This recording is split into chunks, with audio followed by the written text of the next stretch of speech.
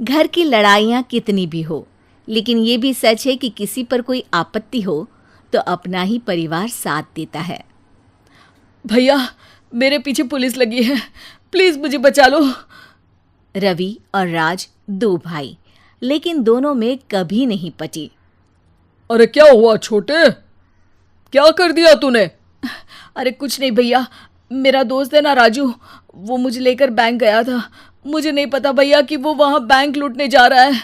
मैं उसके साथ बैंक में घुसते ही सीसीटीवी कैमरे में दिख गया हूँ। अब पुलिस मुझे ढूंढ रही है भैया, मुझे बचा लो। राज कुछ सोचता है, फिर कहता है, ओके, तुम यहीं रुको, मेरा एक दोस्त पुलिस में है, मैं बात करता हूँ। तभी वहाँ रवि की बीवी राज की बीवी के साथ आ जाती है। तुम लोगों के घर जब तक पुलिस का आना जाना है, बच्चों को यहीं छोड़ दो, उन पर असर ठीक नहीं पड़ेगा। तभी वहां पुलिस आ जाती है। चलो चलो, कौन है रवि, थाने चलो। मैंने कुछ नहीं किया, मुझे कुछ नहीं पता। अरे वो तो पुलिस स्टेशन चलकर ही पता चलेगा कि कुछ पता है कि नहीं, चलो। कहानी का फ्लैशबैक। भैया, मुझे मेरे मकान में हक चाहिए ही चाहिए। अरे लेकिन छोटे, अभी मेरे बच्चों पर काफ़ी खर्चा है, तेरी भाभी की भी तबीयत ठीक नहीं रहती, बजट बिल्कुल नहीं है कि मैं अलग होकर रहूं। देख लो भैया, 1 महीना है तुम्हारे पास, जल्दी से घर खाली कर दो। अरे कैसी बात कर रहे हैं भैया, मेरे शरीर में अभी इतनी हिम्मत भी नहीं कि घर को खाली करे। तो क्यों अपना पोषण बेचा भाभी? अरे तुम तो जानती हो, पिताजी की बीमारी के कारण उन्हें हमारी ज़रूरत थी, कैसे आते पैसे। ससुर जी तो बूढ़े थे भाभी, उनकी बीमारी में भी पैसे लगाना कौन सा अकल का काम था। तो क्या पिताजी को मैं मरने के लिए छोड़ देता? अरे रवि, तू तो समझ, पापा को हमारी ज़रूरत थी, उन्होंने हमारे लिए हर वो काम किया जिससे हमें खुशी मिले। बैक टू रवि, जो जेल में बैठा है। ये मैंने क्या कर दिया था? मैं ना पिता का हुआ ना ही भैया का। मेरे साथ जो हो रहा है ठीक ही हो रहा है। तभी वहां पुलिस वाला आता है। रवि, तुमसे कोई मिलने आया है। भाभी, आप यहाँ क्यों आई? पुलिस स्टेशन है ये भाभी। भैया, आपकी जगह मेरा भाई होता तो क्या मैं नहीं आती?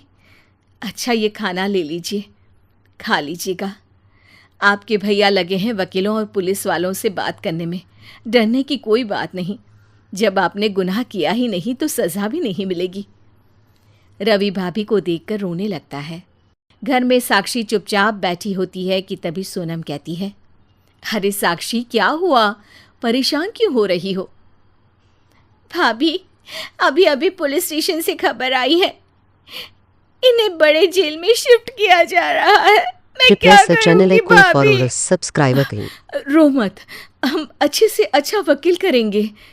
लेकिन उसमें तो बड़े पैसे लगेंगे दीदी, हम इतना पैसा कहाँ से लाएंगे? अरे क्यों, ये मकान है ना, और मेरे कुछ गहने भी है। साक्षी की आंखों में पानी आ जाता है। पर दीदी, ये तो आप और भैया की मेहनत की कमाई है। पापा के बाद भी तो हम लोगों का सब खत्म हो गया था। पापा को तो बचा नहीं पाए, लेकिन भैया को ज़रूर बचा लेंगे, और भगवान चाहेंगे ना तो दोनों भाई मिलकर इससे भी बड़ा मकान खड़ा कर लेंगे। साक्षी। थोड़ी देर में राज वहाँ आता है। सोनम सही कह रही है साक्षी, पैसों की कमी के कारण किसी भी बेगुनाह को सज़ा नहीं मिलती। राज एक अच्छा सा वकील करता है। सोनम और साक्षी बचाए पैसे और अपने गहनों को बेचकर रवि का केस लड़ते हैं और जल्द ही रवि जेल से बाहर आ जाता है। रवि राज को गले लगाकर कहता है, भैया मुझे माफ़ कर दो, मुझे साक्षी ने सब कुछ बताया है। भैया, आपने मुझ पर विश्वास किया, मेरे लिए दिन रात मेहनत की, भाभी ने अपने गहने तक बेच दिए। भैया, आपने तो पापा के लिए भी पैसे नहीं देखे, लेकिन मैं बहुत ही सेल्फिश निकला। भैया, एक आखिरी बार मुझे माफ़ कर दो, मैं शर्मिंदा हूँ। अरे भाई, अपने तो अपने ही होते हैं, पापा ने हमारे लिए क्या नहीं किया, ये तुम्हें बताने की ज़रूरत नहीं है मुझे। और फिर तू तो मेरा भाई है, पैसे से बढ़कर रिश्ते होते हैं भाई।